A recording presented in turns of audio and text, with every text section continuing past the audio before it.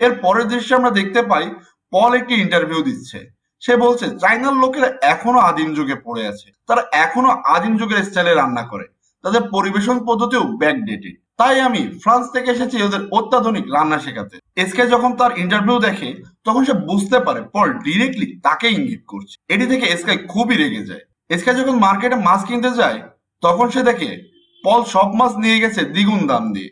এতে এসকের আরো বেশি রাগ হয়ে যায়। এর পরবর্তী দৃশ্যে আমরা দেখতে পাই পলের গার্লফ্রেন্ড এসকাইকে ইনভাইট করে তাদের রেস্টুরেন্টে আসার জন্য। এসকাইও ইনভাইটেশন অ্যাকসেপ্ট করে নেয়। এসকাই ও তার বান্ধবী পলের রেস্টুরেন্টে যায়। তখন পল নিজে খাবার পরিবেশন না করে তার জিএফকে দিয়ে খাবার পরিবেশন করায়। পলের জিএফ দুটি খাবার নিয়ে আসে, একটি দেখতে হুবহু অমলেটের মতো, অন্যটি দেখতে ফুলের টবের মতো।